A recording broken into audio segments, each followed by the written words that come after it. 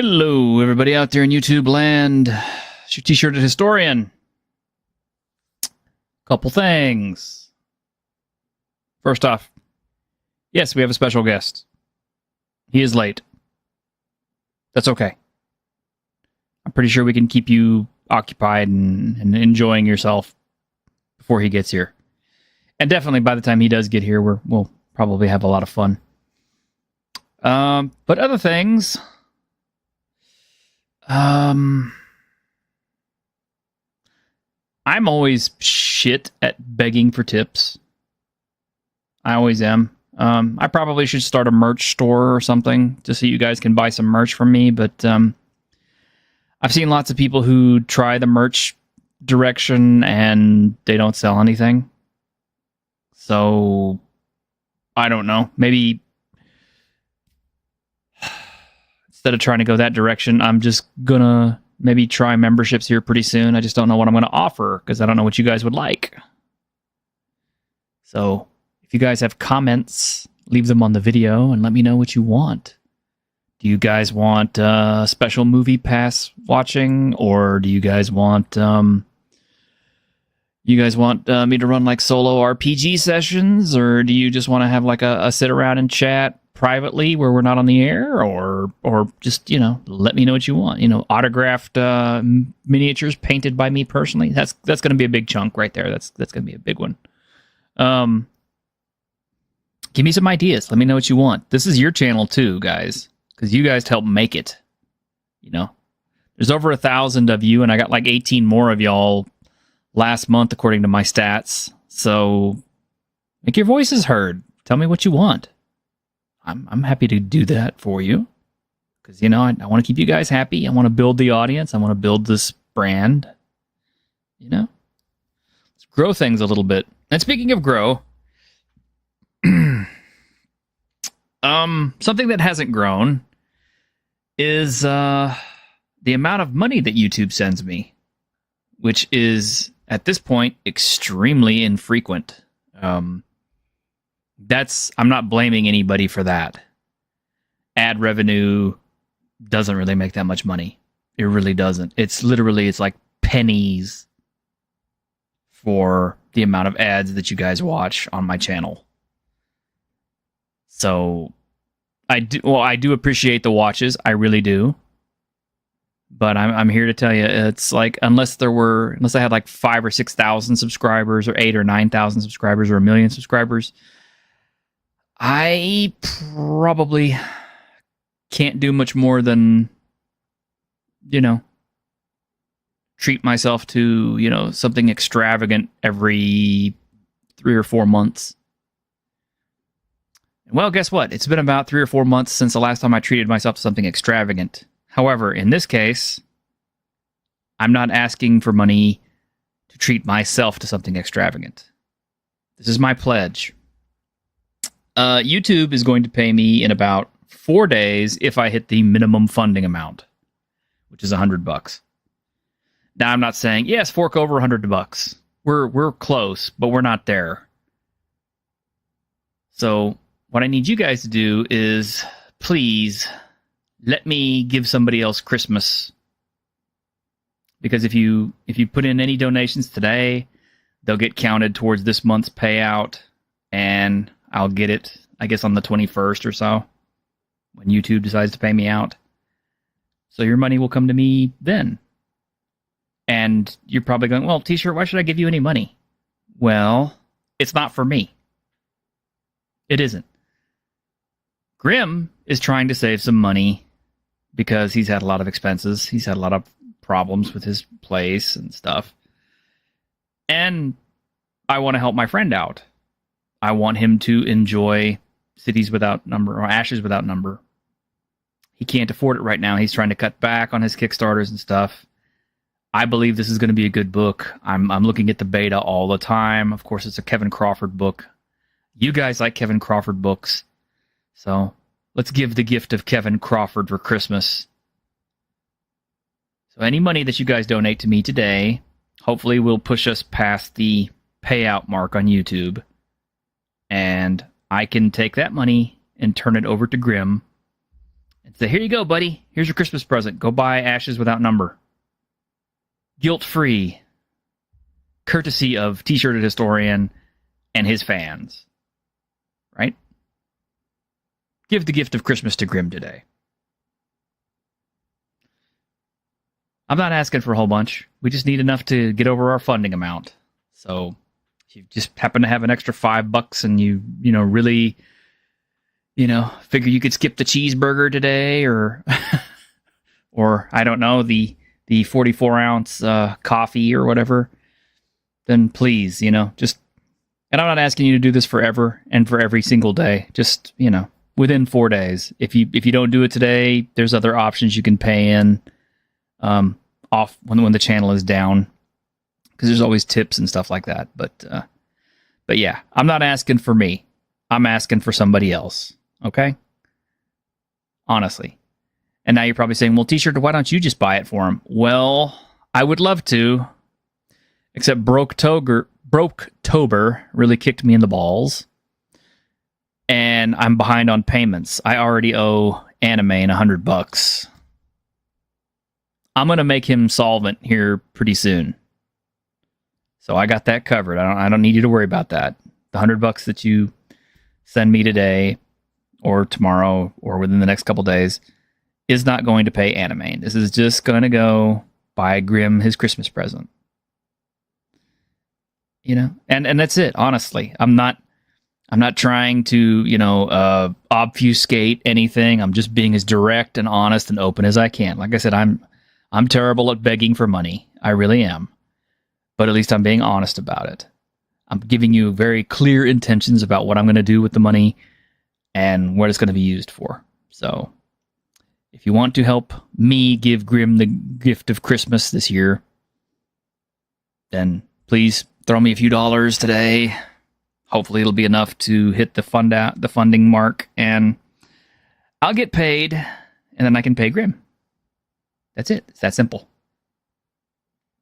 And you know me, I'll leave you guys a nice video or something as a way of saying thank you.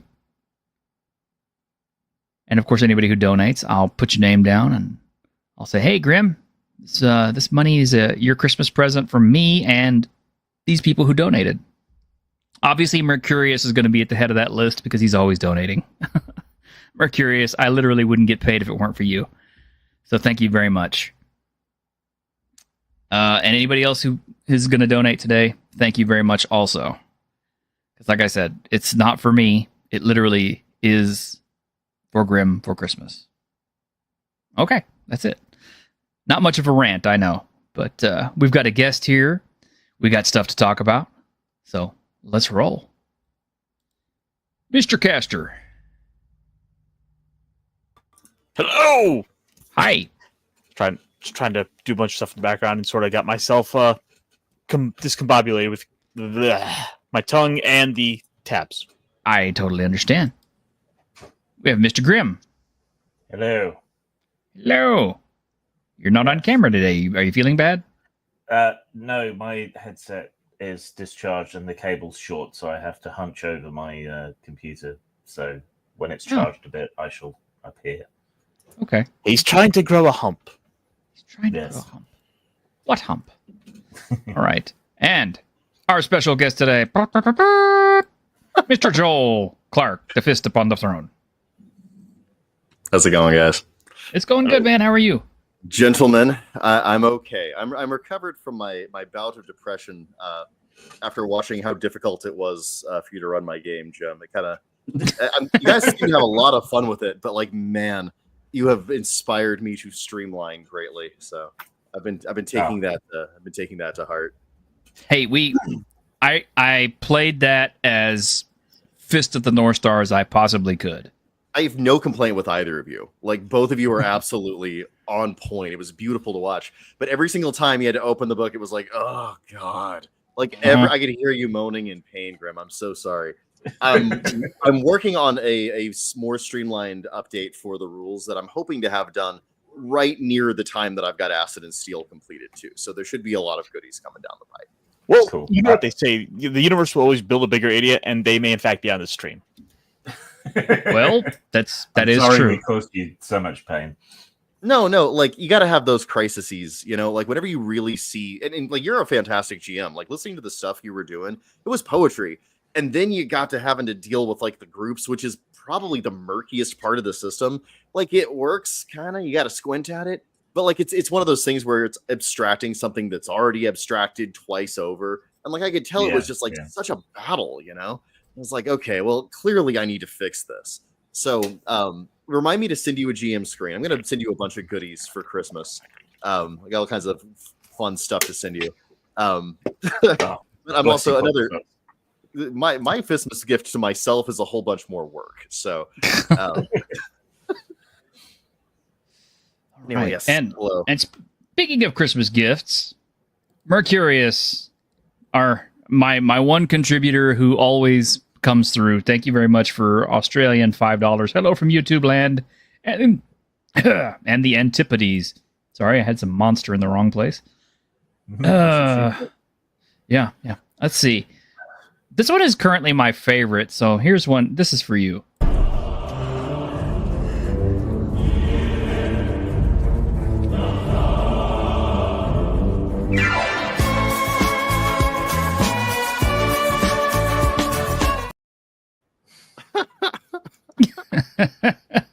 Come on, that's good. Beautiful, dude. It had Grim laughing, so I know that was good.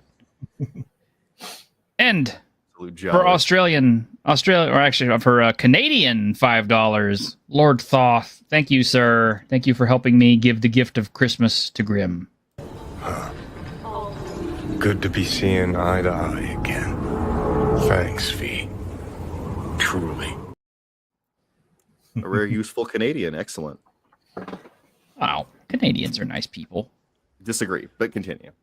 Well, okay, they're mostly nice people. I don't think I've met any 100% bad. dumpster fire of a nation. I've never met any bad ones. Hate from the bottom of my fist. A curse on all Canadians except for the one that donated. All the rest of them burn. Wow. Now, the Canadian government has apologized for Brian Adams on many occasions. I want Celine more Dion? than apologies. I want crucifixions, man. There's still Celine Dion. So. Yeah, the atrocities that come out of that place. No.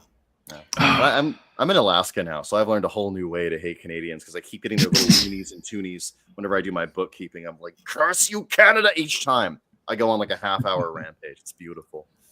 I just wish I would stop getting their pennies. Yeah, see, they got the little leaves on them. That's how you know Quarters. that is the mark of darkness. Alaska, the Canada of Mexico.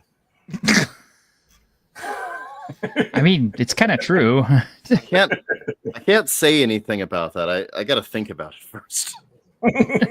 I'm gonna like 3 days from now. I'm gonna send a sternly worded letter to your wit. It's like, dear sir. They don't use pennies anymore, apparently. Because they sent them all down here to the States. Like, every time I get change, I find it with a little bit of Canadian change. Savo! Good to see you! Former Alaskan. Thank you. I appreciate it. It's terrible. I had to drive through the snow today. It's why I'm late. Because everyone acts like it doesn't snow here every single day of winter. And like I was behind the weirdest yahoos. Everyone was driving like an imbecile. Oh, well, that's just normal. I live in Texas, so all the other people from all the other states come down here and they drive like idiots. Yeah, I don't get what it is about that. I was in Texas for a little while, and I can attest to that. They don't send their best in terms of drivers to Texas. They don't, especially when you go to some city like Dallas. Ooh. Wanted to shout out to Savo today because I caught her comic a couple of days ago where she had her character, the Twit, meet, or I should say pass. Yeah. That's the name of the character.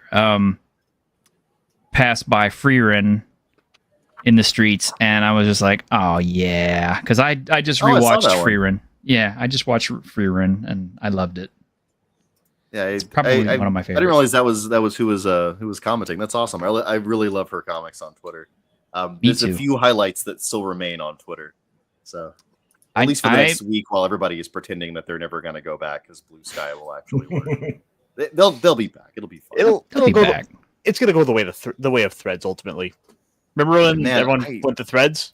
I cannot get Threads to work. I've tried so hard. I want that Twitter interface, you know. Well, a couple things real quick. First off, yeah, the Mike Tyson Jake Paul fight last night. I watched it. Disappointing. Well, I knew it was going to happen that way. I absolutely did. Everybody kept telling me, "Oh, Tyson's going to just destroy him." I'm like, he would have if it was like 20 years ago, maybe, but not now. Plus, once I saw Jake Paul's reach advantage on him, I was kind of like, I know exactly how this fight is going to go, and he did pretty much exactly what I thought he would. He used his reach advantage. He backed away. Tyson couldn't get close enough to drop bombs on him like he used to back in the old days, and It wasn't And fast it enough to pin him or anything. Yeah, he did the punch out strategy. It works in Punch Out, works in real life. kinda, pretty much. The other fights on the card were really pretty good, though. I was pretty impressed with the quality of the other fights. So it wasn't bad overall, and it was a nice opportunity for Netflix because you notice they put all their Netflix characters in the audience to kind of shore up their brand. I just want Jake Paul to be beaten to death by somebody. It doesn't matter who.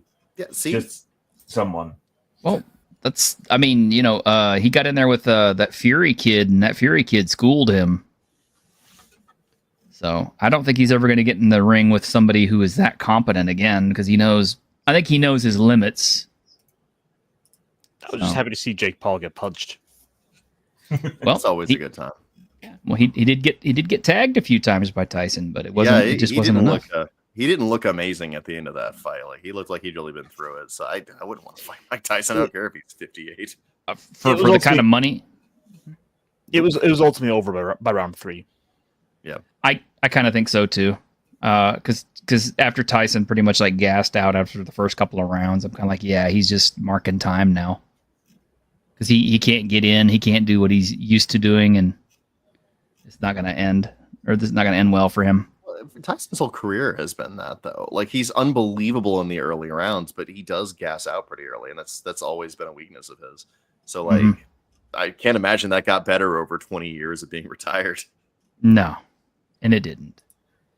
But it was what it was, and like I said, I was already subscribed to Netflix, so I didn't have to pay any extra for it, so I just got to enjoy it, and it was all right.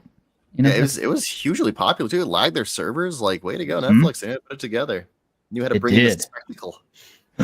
Lovely Sherry, hey, nice to see you. I don't see Lovely Sherry on here very often. And keep in mind, anybody who's just joining us, today is collection day for Grimm's Christmas present. So if you have a few extra dollars and you want to send them in there, it's all going straight to Grimm for Ashes Without Number. Yeah. But You see, the reason he's not on camera is because he's blushing profusely.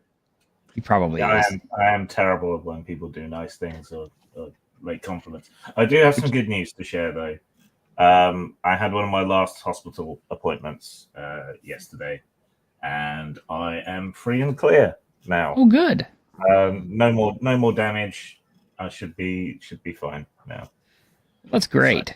So that's fantastic.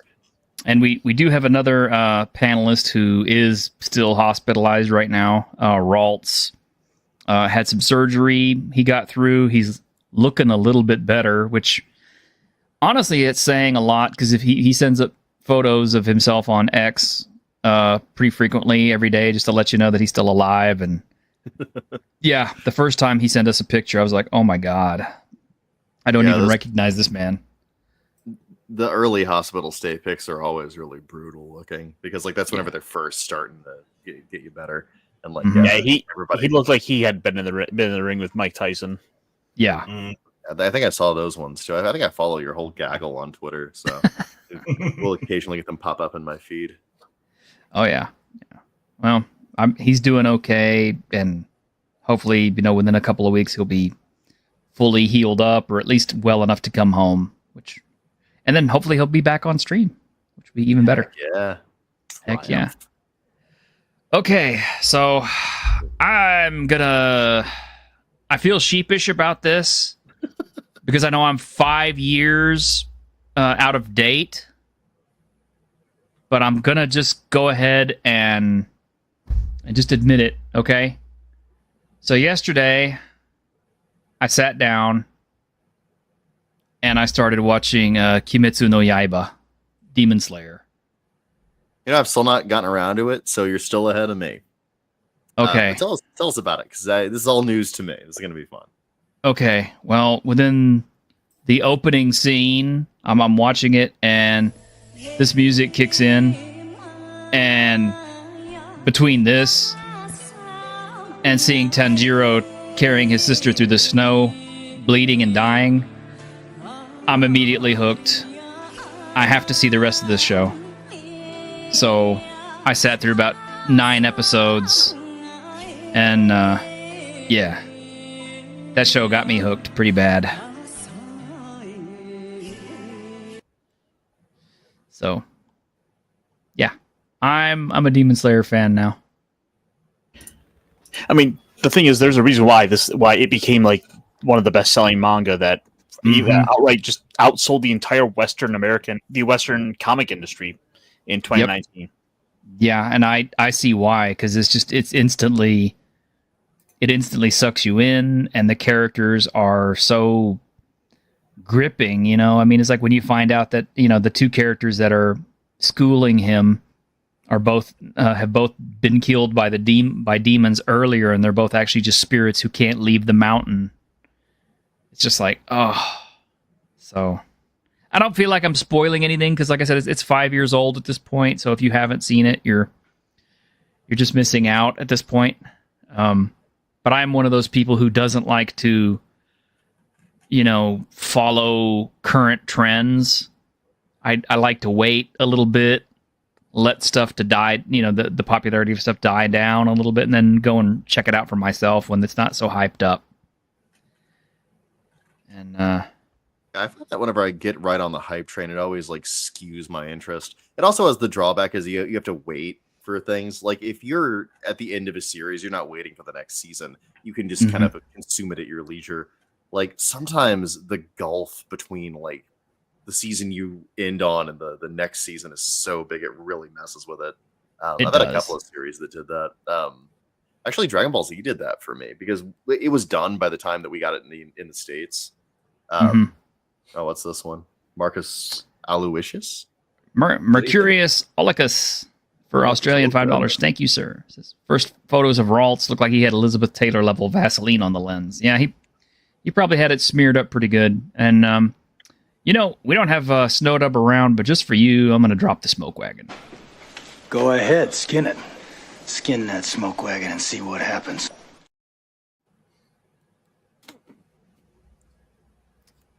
Yeah, he looks pretty rough. This is truth. But yeah, no, so like Dragon Ball Z, it ended in a really weird place because they cut episodes, the Ocean Crew did and Funimation did really early. So like it stopped like mid-fight with the Ginyu Force for like 3 years. It was a really, really big gulf. And then when they finally got back on track with it, they had a whole new voice cast. Man, that first season was really rough with them. They grew into the roles eventually, but oh man, it really hurt my enjoyment of it. Otherwise, fantastic anime. And speaking of which, they just released Dragon Quest III remake HD edition. But this is the one that supposedly got hit with the DEI censor bars and stuff, and so they cut stuff out of it. What they cut out? They cut out certain characters, or they altered the way that they look and stuff in order to make it more visually PG, I guess, and stop the male gaze. Oh no, not the male gaze. Yes, I know. The male gaze is that horrible disease that that we all have just for having penises, I guess. I don't know. I always found it weird as a bi dude because like I'm living kind of in a golden age of cheesecake for dudes, but like every single woman in Western media is like basically like wearing a burqa or something. It's really really strange, and it's like I'm still getting something, but it's weird that we have like the whole concept of safe horny is really unnerving to me. I don't get it either. I It's don't just know. Speaking of horny, hi Grim. Hi. he popped up. That makes two of us. Anyway, There we go. Yes. Got So- the hump figured out. Yep. So Joel, you are here because you want to talk about your new Kickstarter, Acid and Steel. hell yeah, gormlessly promoing. There you go. All right. Good times. Well, I know we're almost 30 minutes in, and I know Ironcaster will bitch at me about that later, but we had to have some fun before we got into the serious business, right? So here we go. Hasn't launched yet. No, this is the pre-Kickstarter sign-up thing. It's launching on the 1st, so Okay. yeah, Yeah, so we're about a month out. yeah. I've already got it saved. You got 2 weeks. yeah. Got 22 people following it already, myself included. Heck yeah. And it's an expansion Hmm? for Lone Wolf Fists. This is our first expansion, actually. Uh-huh. And I'm excited about this one because it has robots in it. So, and artificial heroes, which is kind of my thing. So, because I wrote a robot book too. So, See, I Yes. love robots. Different kind of And- fist. different Hey, kind man, of robot. we're equal opportunity fisting here. No comment yet. Everybody can get fisted. Everybody. Okay. Well, yeah, I'll Make sure that quote goes in the description. you know, we're If you're a past fisting enthusiast, we're past 1,000 subs now, so you could get my channel canceled. No. I mean, like Challenge look at all the accepted. fisting that's happening here. It's beautiful. We're gonna have to cut a lot of stuff out of it. No, it's not that bad. I just don't see what's objectionable about this. It seems like a I don't completely normal thing. We don't kink shame here. Exactly. If your kink is fisting, then you've got a new game to back. There you Boyo. go. There you go.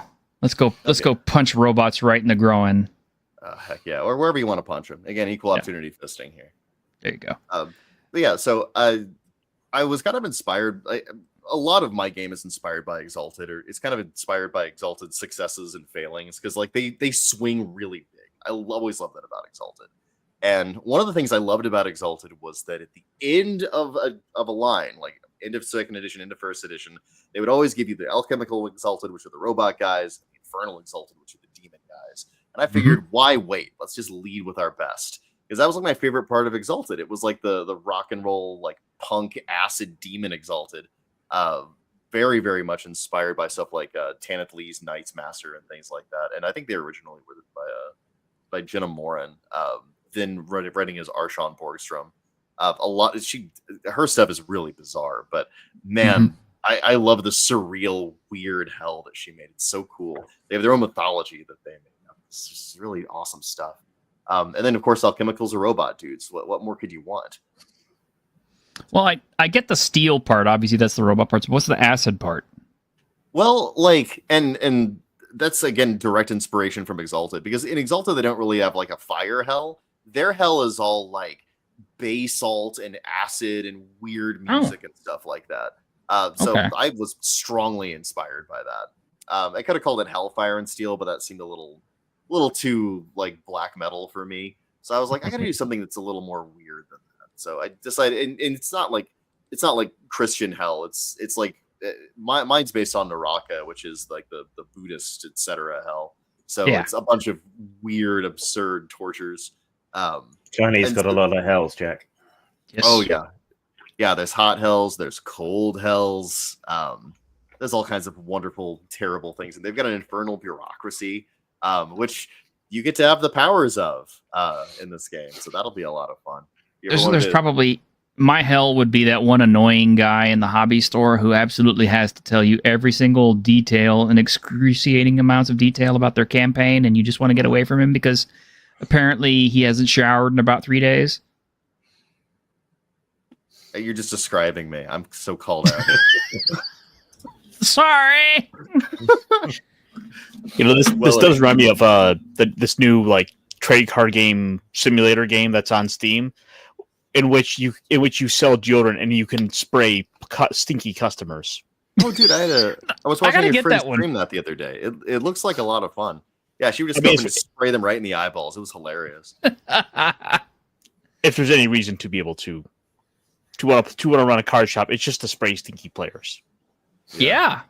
If ever absolutely. I run my own card shop, I will spray people in the eyeballs if they smell bad. So it's going to be like 24/7, all day, every day. The sad thing, right in the oculars. the sad thing is here lately on Steam, all I've been seeing lately is all the adult games, and they're all the ones that are pretty much like pay to play or pay to win. So they have like lots of pay wall mechanics and stuff like that, where like, oh, buy extra time, buy extra currency, buy this, buy. God.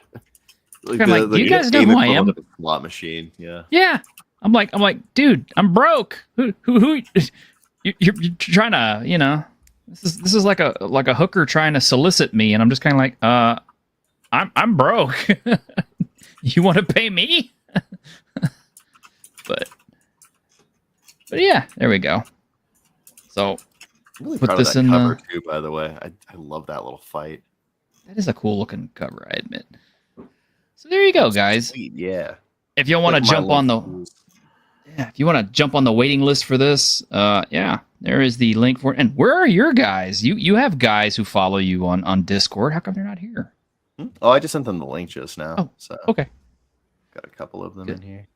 Okay, so Joel's guys. Come on, you're Joel's guys, Joel's girls. Come on, my guys. I don't think there's any women in the Fistiverse. We're all men there. I think so. It's a very manly. It's only for men, apparently. Yeah. No. Here's one. It's just that if you are a man, then or if you are enjoying my game, then you have some variety of masculinity, and you get the man card. Well, I mean, that's what was so nice about Fist of the North Star is like the guys all watched it and go, "Whoa, man, those guys are so badass because they're so buff and they just kill each other." And the women, why they were watching? For the exact same reasons. Like, yes, the universal appeal of poking somebody and making their head explode is just a human experience. We can all enjoy that. Again, it is. Equal Although opportunity fisting. I think secretly most of them were in love with Yuta, though. It's easy to do.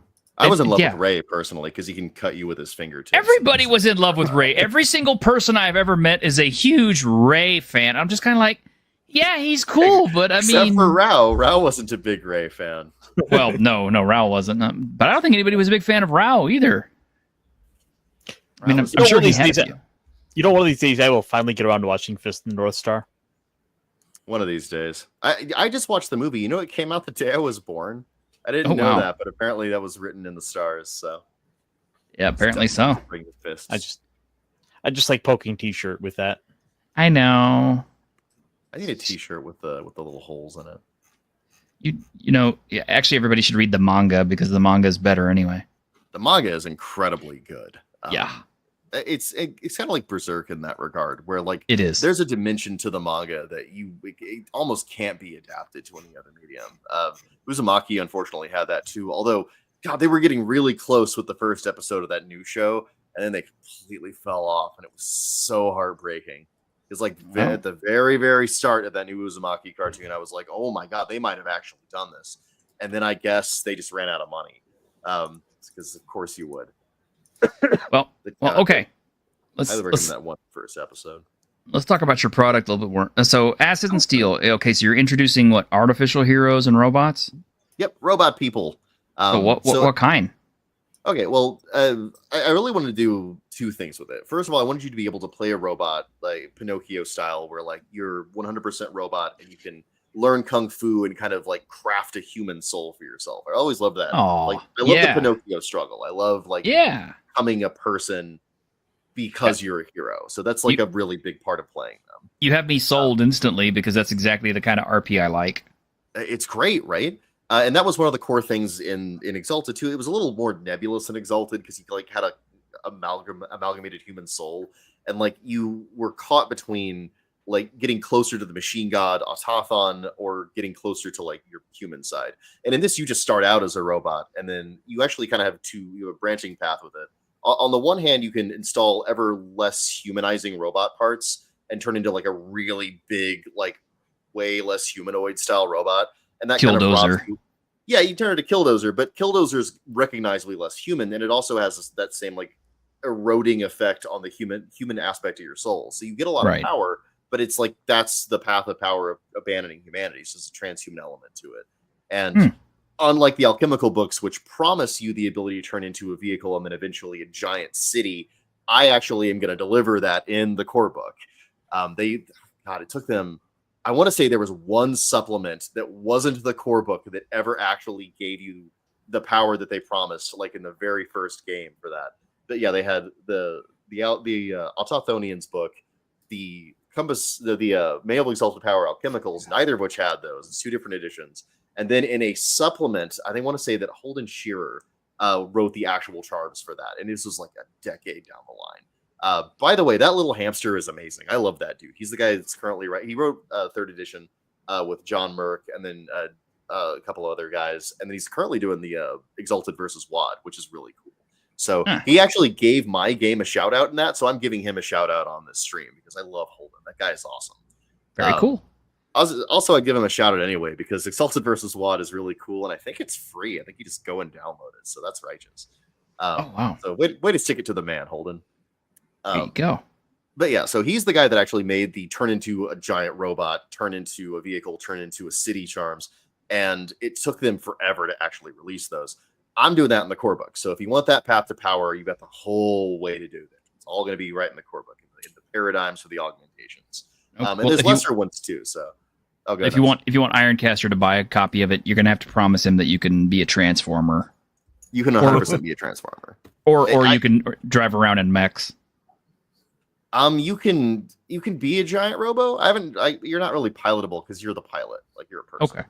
Although I'll get into it in a minute, but suffice it to say, it gets kind of kooky whenever you can turn into a city. Because I still want you to be able to play the game, but at that point, your body, like the actual character you're piloting, is more like an automata that you're remotely controlling, and the real you is the city that you've grown into this giant mecha world. You are just talking to my brain. Well, I mean, that's an awesome idea, and it's not my idea. That's from the Alchemicals, but I mean, like, they didn't copyright it, so I can use it too. Why not? And it's not like they didn't really pioneer it anyway. Like the idea of being a giant robot is pretty old. That's like Transformers Headmasters level stuff there. They reference Transformers in the original Autochthonia book, so I don't want to hear that they pioneered all that stuff. They didn't. Also, yes, the Headmasters were awesome. I don't care what anybody has to say. Shut your mouth about the Headmasters. RC falling in love with a human was the coolest plot arc ever. Shut up. Don't even judge me. All right. So the other path to power with them is you can actually learn the magic kung fu, which is, in the core book too. But as you'll recall from running this game, you 2 unlucky souls who actually had to deal with it, you get experience points when you do heroic deeds. And I stole that from the old Marvel face rip system, from their karma mechanics. It's the same basic idea. You do something that is karmically heroic, you get XP for it, and that's how you buy new kung fu. It's the same way with here, but there's more significance to it when you're a robot, because you're not only like achieving a heroic dharma, you're also kind of crafting a human soul out of that. So you become more human as you do that. And you can actually kind of go all the way and turn into a real boy if you max that out. Joel, go. Can we hurt Ironcaster for a second for not being around? Sure. Hey, Ironcaster, you know what you just missed? You just missed all the you just missed all the Transformer stuff that he has in his new book. I'm absolutely not going to repeat a word of it either. I'm sorry. Nope.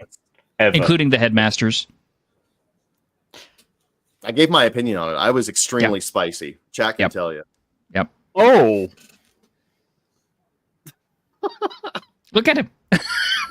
These are all true things. I'm so sorry. Were you not listening? You weren't listening. Missed the coolest part of this whole You did. Oh, man. You missed the best part.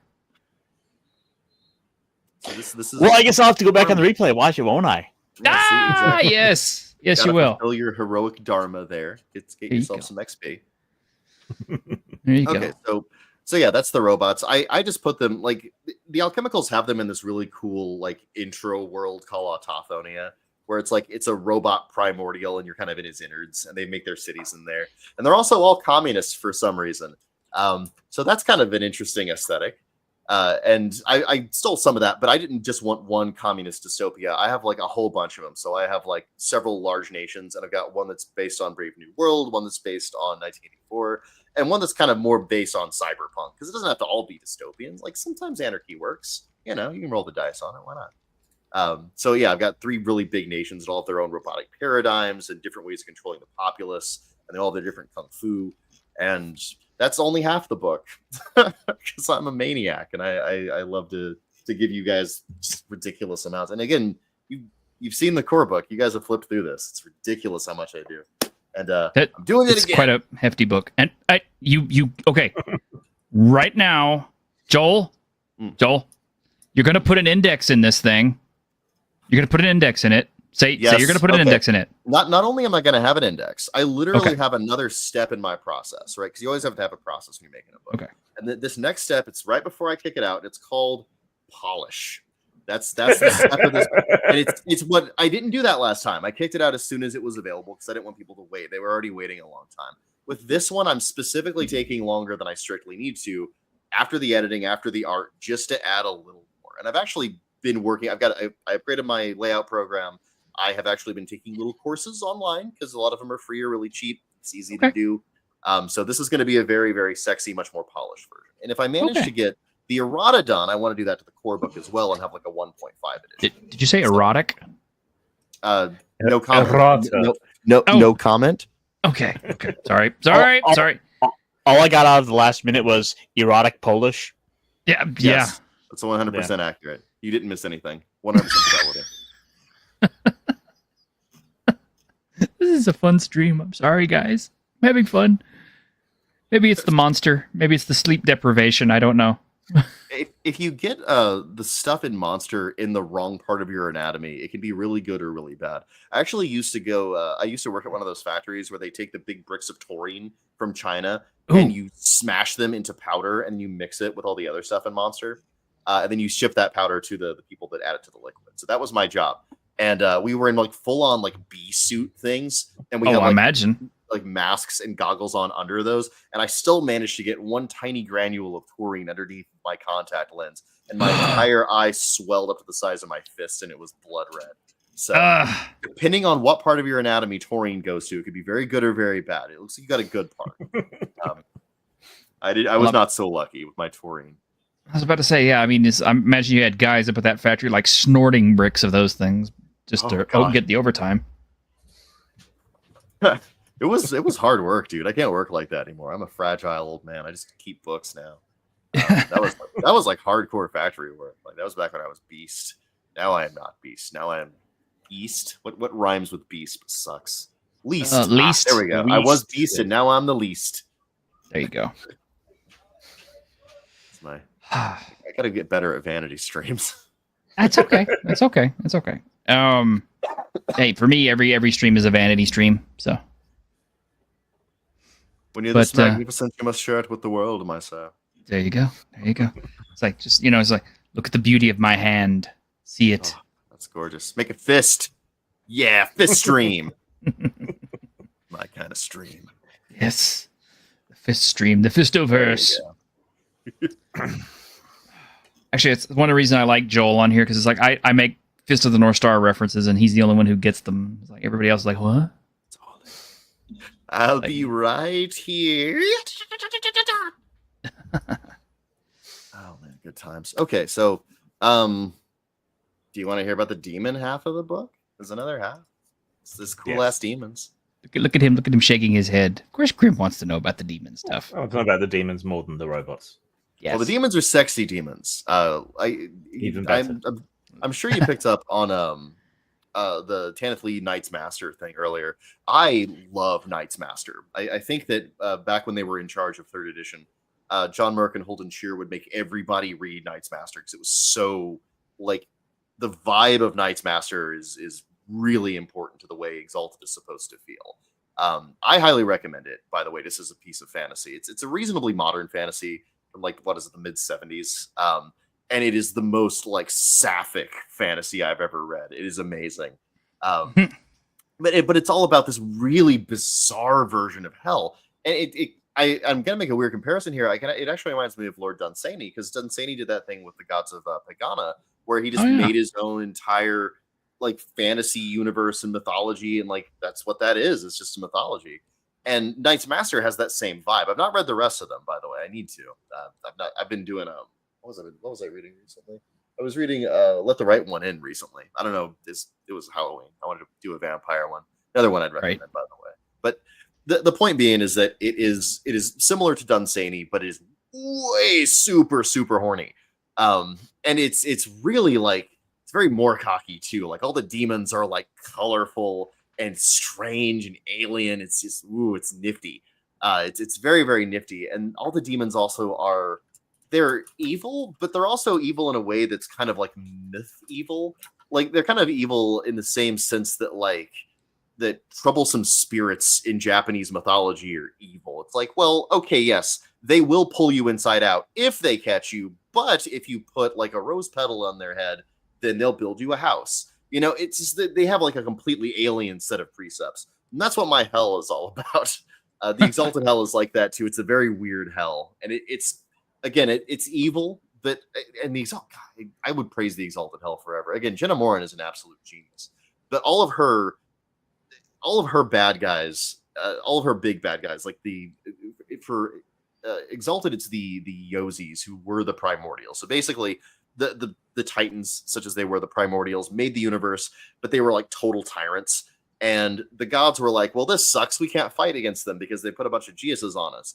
But wait a minute, we can make our own heroes with our power, and those are the Exalted. And in the mythology of Exalted, the Exalted rise up, fight the primordials. They kill some of them, realize very quickly that's a mistake because these things are too big to die, and it makes an underworld full of ghosts. They're like, new plan. We'll turn their world bodies into their own prison.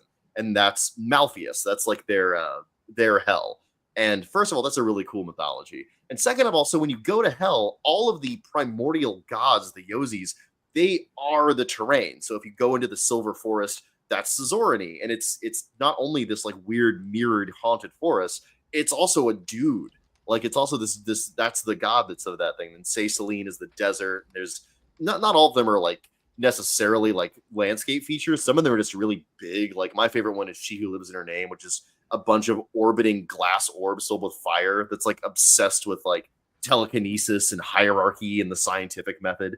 So she's a fascinating creature.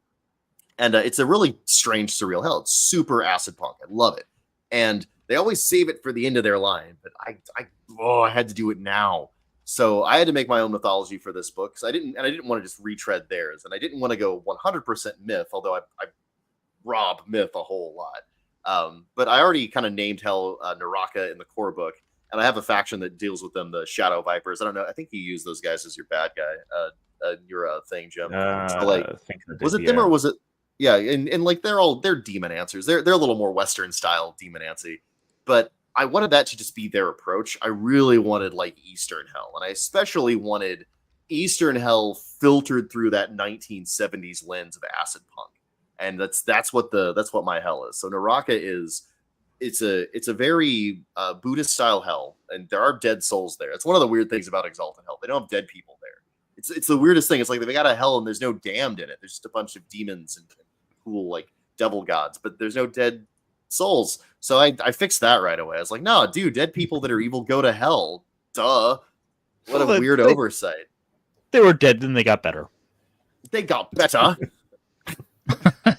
My terrible fake Monty Python British accent to bring a little bit of pain to the rest of your co-hosts here. But yeah, so I stole from Indian myth primarily, but I also got some Japanese myth and a few other things. And in my universe, I kind of I don't want to do a really solid history.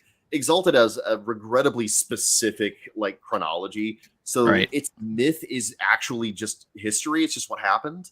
And I don't think that works super well. I think there needs to be some, and White Wolf used to be amazing at this. Like old school vampire, I'm sure you can vouch for me here, Jim. Old school vampire, it wasn't clear what the antediluvians were. It's like, well, they were, vampires of ancient time that existed before the flood, but did that happen in a biblical sense? Is that historical revisionism? What actually happened? And there were just these monstrous, ancient, unknowable things. It was great.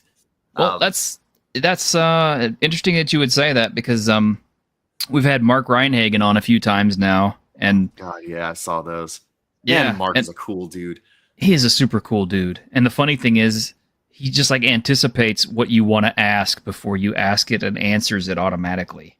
That's Not just even slightly surprised. I've read the old vampire stuff. That's the way that guy thinks. He's Mhm. a fifth dimensional super genius.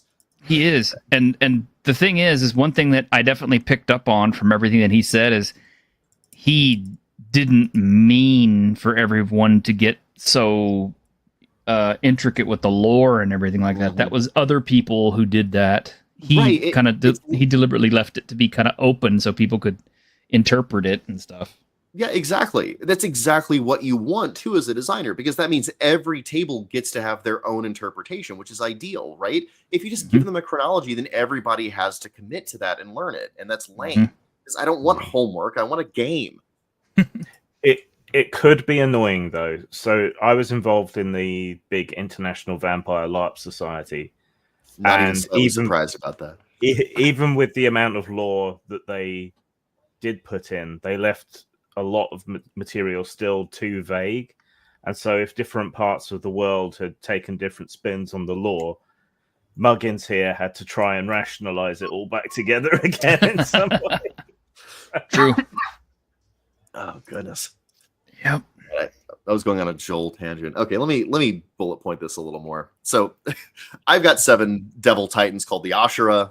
They all are also landscape. There we go. That was easier.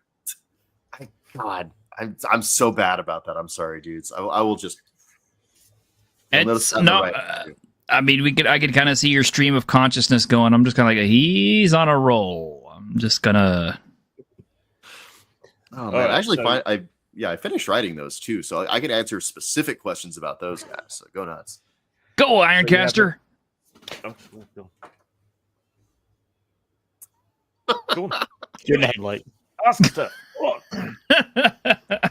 This is a rough panel. Look at all these incredibly specific questions I got to deal with. So I guess probably something. I guess a place to start be for player side. What can be expected with the new books? Like, what are some of the new options?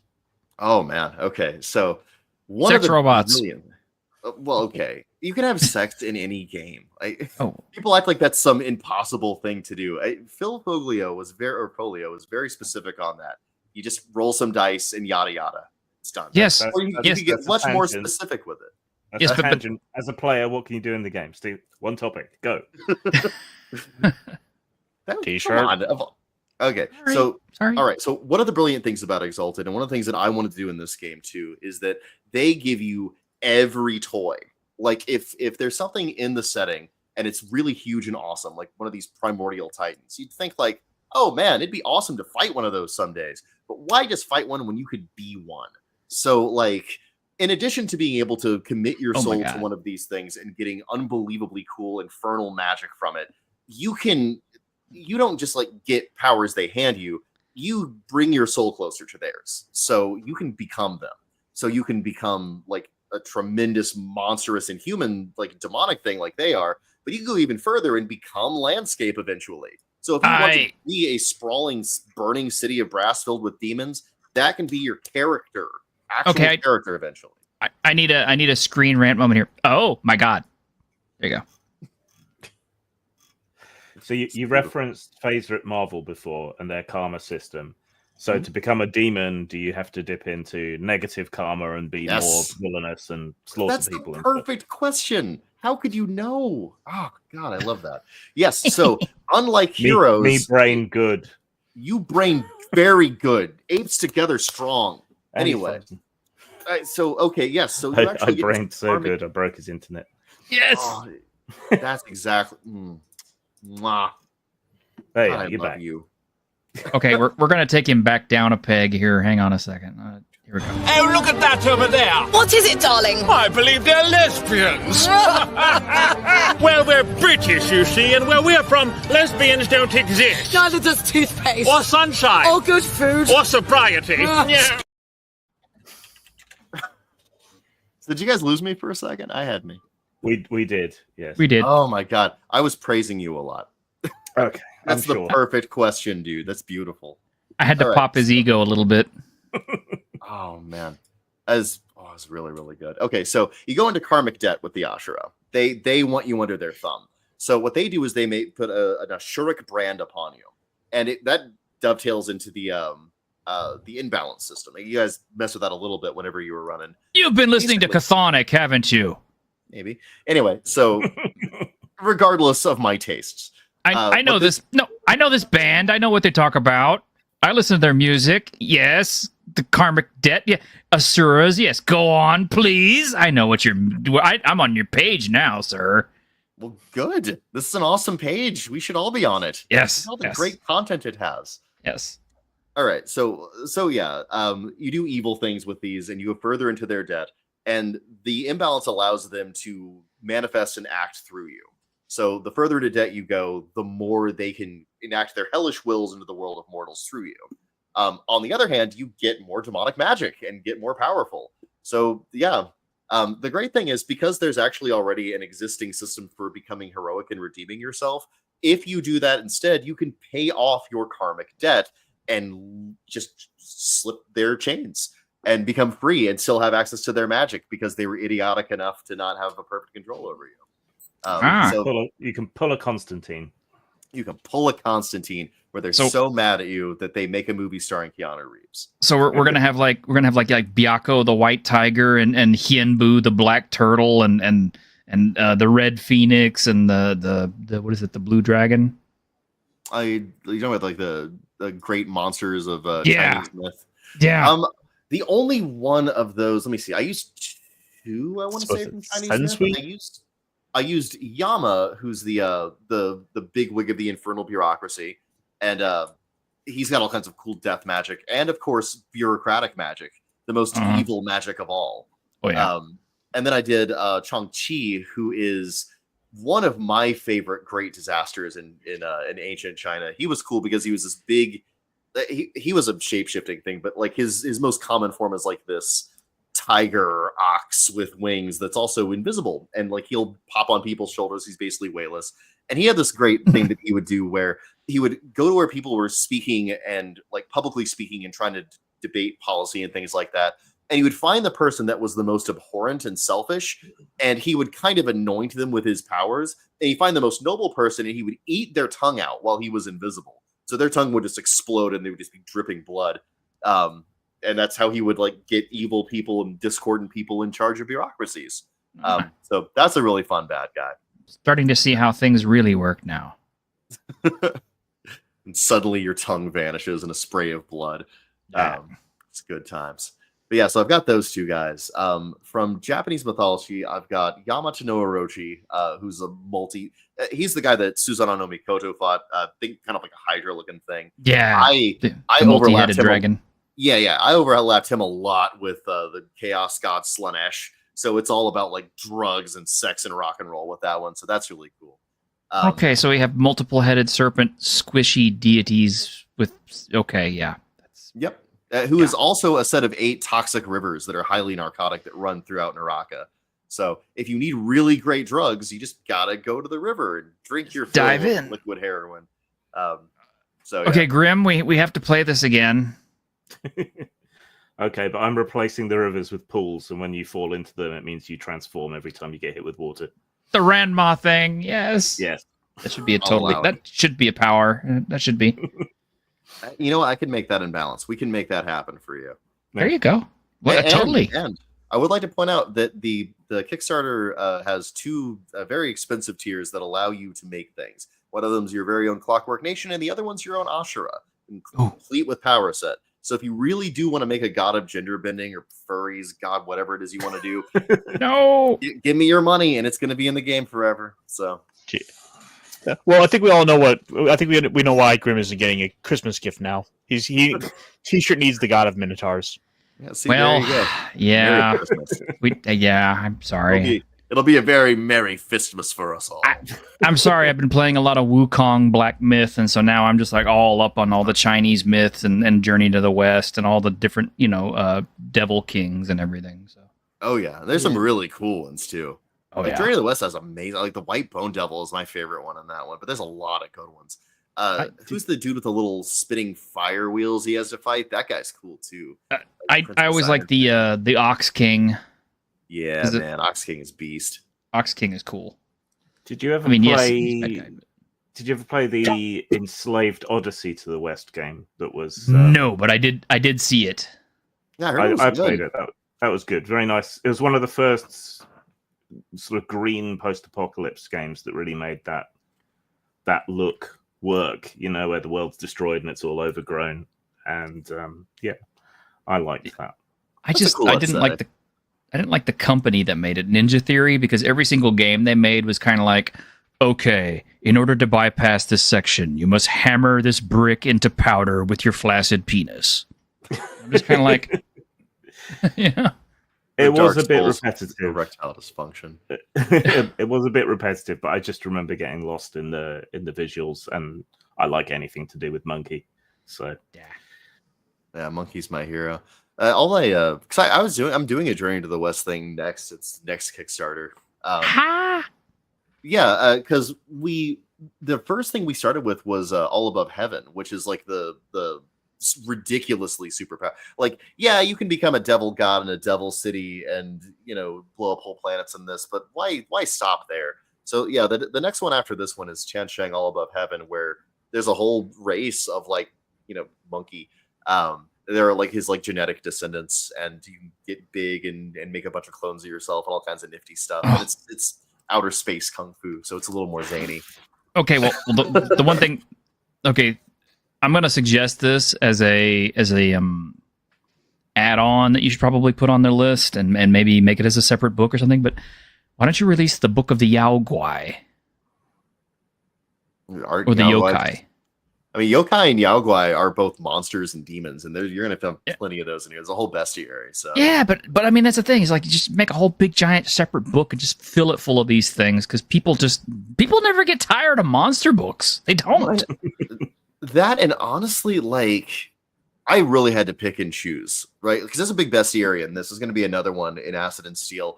And I've not even scratched the surface of the Book of the Yokai. Like, it's unbelievable how many monsters this mythology is produced. And that's just one of them. I use a lot of like Hindi demons in Acid and Steel, because there's some really, really cool ones. But yeah, like if you're really scraping mythology, especially like Eastern mythology, Japanese Yokai are amazing. Oh yeah. Yao Guai of Chinese myth are amazing. Again, I've barely touched those. Like I didn't even do Hundan. He's my favorite one. But I didn't do him this time. Hindu myth is incredible. There's oh my god. Again, like I scraped it really. I found some really good stuff. Like I put Ravana in this one. Ravana is awesome. Every depiction of him is just this huge blue, multi-armed, multi-headed monster thing. Amazing. So I used him as my stand-in for the king of all of the Ashura, which I think he's the king of the Rakshasa in actual mythology. But I also made him the city of brass, so he's two things. And if you want to become that guy and become like a tremendous multi-armed, multi-headed brass, you know, radioactive energy breathing god, you can. That's a power that you get at the apex of his martial arts style. So there you go. Cool. Okay, well, I'm already sold on it. I mean, you had me at robots, but I mean, now I'm. There's so much to do, and the fun thing is they cross-pollinate. So anyone can learn any martial arts style. You can get robotic augmentations as a non-robot character because you can just use them as cybernetics. So that's really cool. Also, that allows me to legitimately have an answer to the whole combat wheelchair thing. I know that's like one of those ridiculous. Oh no! I want to put a wheelchair guy. One of the tiers is getting more art and getting chapter comics. I really want to do a wheelchair hero who upgrades to having like spider mech legs.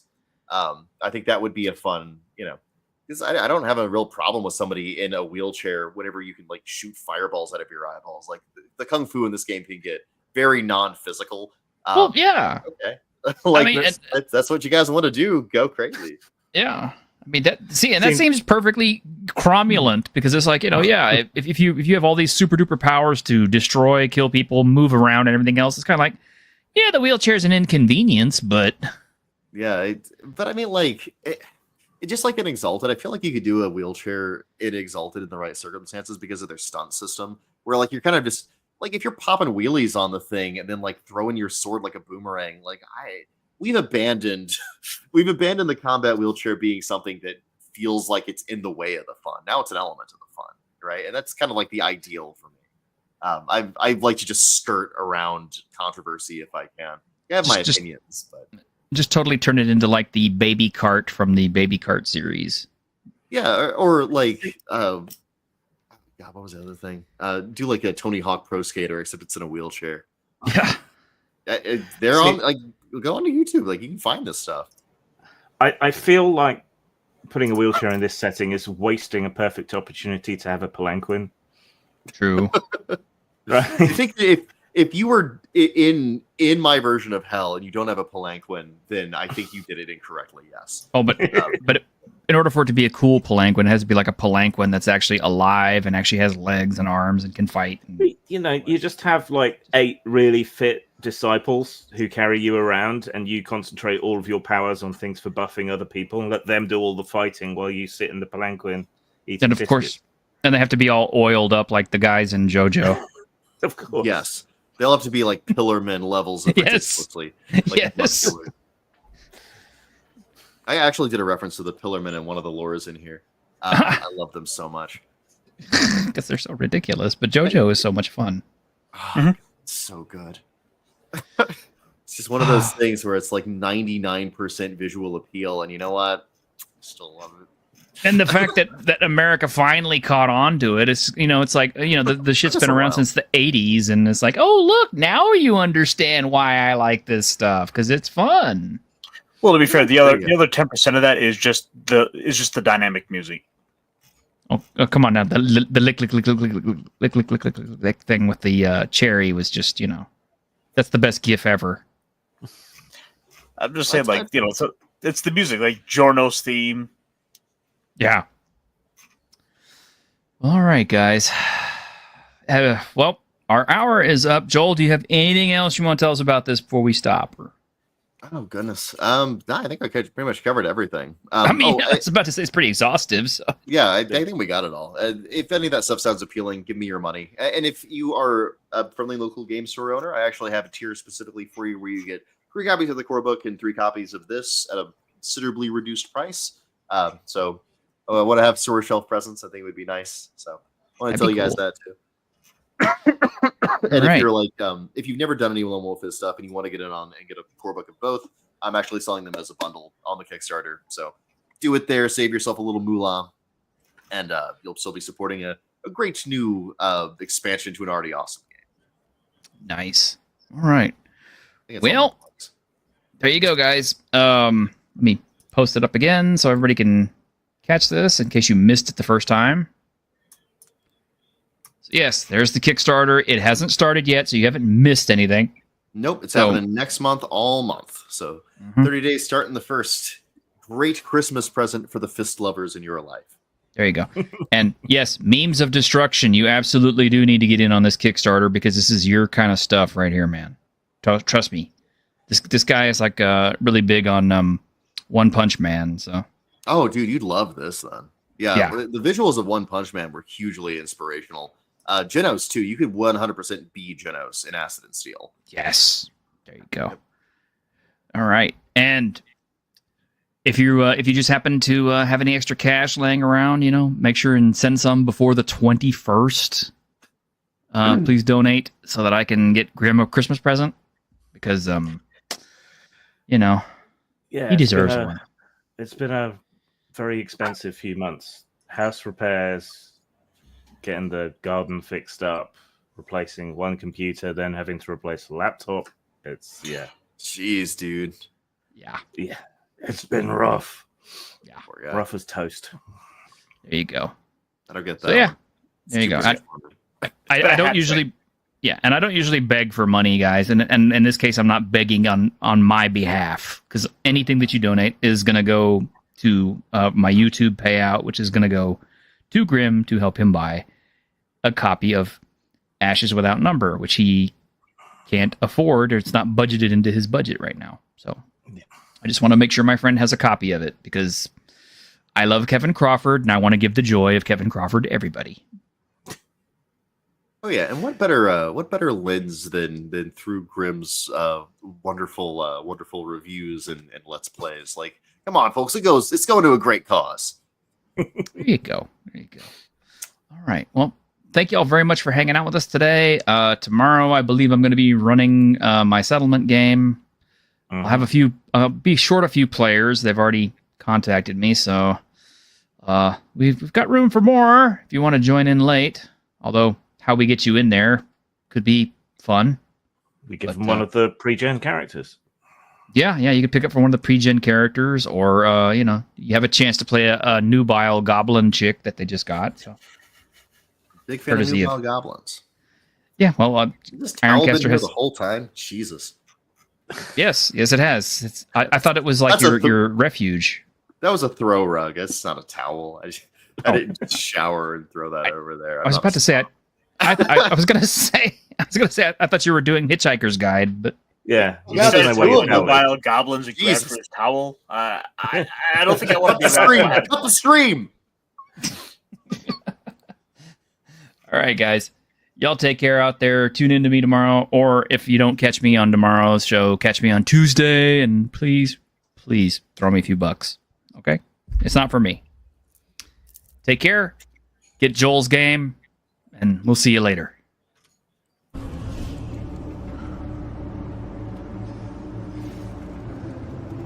On behalf of the staff of the Independent California Motel, I wish you all sweet dreams.